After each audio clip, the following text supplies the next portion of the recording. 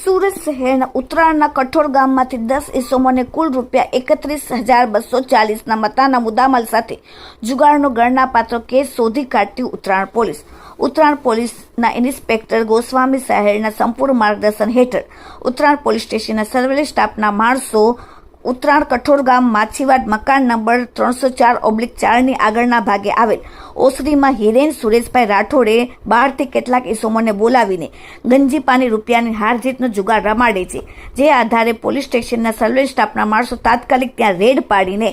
જુગારનો ગણનાપાત્ર case શોધી કાઢેલ અને ત્યાંથી 10 જુગારીઓને રંગે હાથ ઝડપી પાડેલ, જેમાં એક હિરેન સુરેશભાઈ રાઠોડ, ધંધો નોકરી, રહેવાસી મકાન માછીવાડ કઠોરગામ સુરત શહેર; 2 અરબાઝ ઇમ્તિયાઝ સિટી, ઉંમર 24, ધંધો છૂટક મજૂરી કામનો, રહેવાસી માછીવાડ કઠોરગામ; 3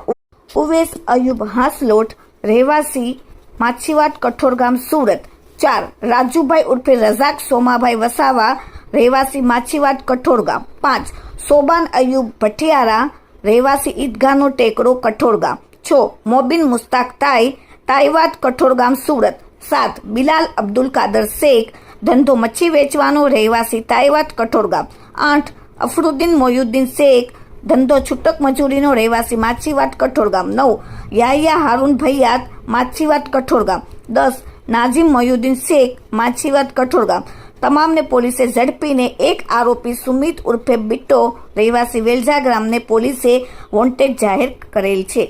અને તેની સાથે પોલીસે દાવના અને ગંજીપાના કુલ ₹11,100 રોકડા, મોબાઈલ ફોન 7 જેની કિંમત 19,000 અને